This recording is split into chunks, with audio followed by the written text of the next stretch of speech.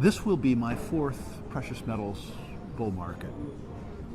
And I don't remember a bull market where there wasn't at least two 25% retrenchments. Oh, wow. In the bull market. So if 7% unnerves you, you should consider a different way to lose money. Maybe a long government bond or something like that. In fact, Carrie, I'm enough older than you that I remember the bull market of the 1970s.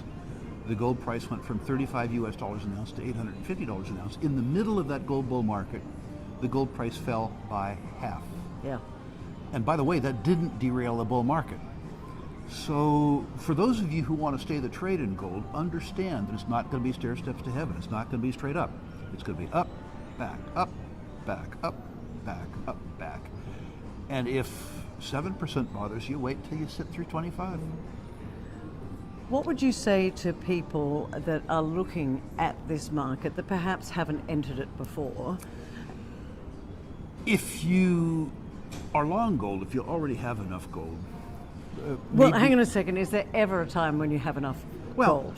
For some people, yes. I mean, there's a couple of people here I've talked to who 100% of their portfolio is in gold and gold stocks. And that's frankly stupid. Yeah, agreed. I mean, just stupid. For most of the world, despite the fact it's a four-letter word, can't spell gold. And for those people, the time to enter is now. They might not take a full position, but you take it now. And by the way, you take it now hoping it doesn't go up. The set of circumstances that makes gold work for you are bad circumstances. Yeah. But here's where I'm at, Carrie, and I've said this on your show before. And I'm not going to speak to Australia because I don't know your numbers, but in the U.S., our on and off balance sheet liabilities exceed $150 trillion. Our federal budget is $5 trillion. So service $150,000 with $5 trillion gross income. It doesn't work. I believe for that reason, the US dollar loses 75% of its purchasing power over 10 years, just like the decade of the 70s. Oh, wow. And the decade of the 70s saw a 30-fold increase in the price of gold. Right. I'm not saying we're going to get a 30-fold increase. We've already had a 12-fold increase since the year 2000. But it wouldn't surprise me to see the nominal gold price escalate in a way that mirrors the decline. So... Well, you just mentioned some numbers there. You mentioned 150 trillion. I mean, trillion. That's 12 zeros after the 150. I think I've got that right. So 12 zeros after a 150. This is crazy time and it's crazy numbers.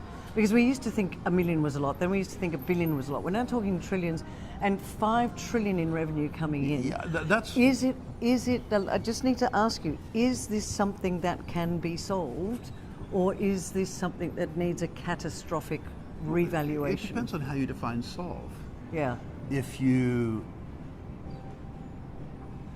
don't increase government spending very much, and if you inflate away the nominal value of our deficit while allowing taxes to increase with inflation, what you do is you have a de facto default as opposed to an active default.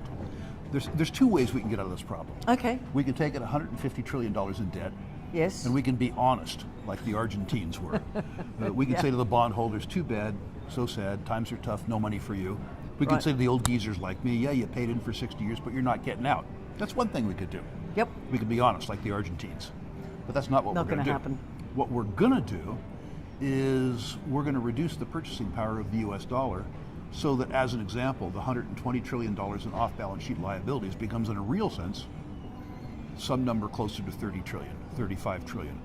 What $5,000 buys you today will buy you $1,200 in 10 years from now. They'll give you the $5,000, but it won't be worth. But it won't buy much. Yeah. We did that in the decade of the 1970s. Past is prologue. This is not some fat old libertarian telling you this. Right. The Office of Management and Budget says that between 1970 and 1980, purchasing power of the US dollar declined by 75%. This was after, of course, we fought and lost the war in Vietnam, and we fought and lost the war in poverty. The hangover from that was a 75% deterioration of purchasing power of the US dollar. And we're headed for that again. Wow. Okay, so 3 things people can do right now. Either do or consider doing, because I always say this to you, it's not financial advice, but we are living in times of, I believe, expanded governments who are spending like drunken sailors, that are, as you said, devaluing purchasing power faster than you and I can have lunch. And I think it's a very tough time for some people. For those people who it's toughest on.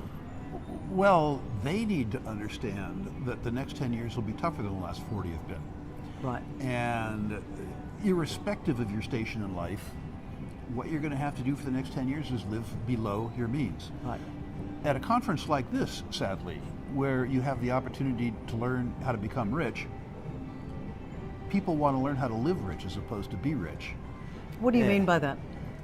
If you make $5,000 or $6,000 a month, you got to learn to spend $4,000 or $3,000 or $3,000. Most people who come to this conference, if they're making $5,000, want to figure out a way that they can spend $7,000.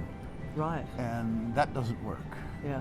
The next 5 or 10 years are going to be much less forgiving than the last 40 have been. Okay. So before you worry too much about the fact that government is spending like drunken sailors, which you can't control, look at your own spending. Very, very good advice. Very good advice. Of course, we've seen gold on its historic run. Right now, we're in a pullback, and I'm seeing many people who are looking at this as an opportunity to buy. Some people who are concerned about maybe this is it for gold. So I thought if you could contextualize where we're at in the gold cycle right now. Sure. I think it would be useful for people listening to this to listen to the interviews that you and I have done together for 5 years. I realize that most people won't do that. So let me summarize it.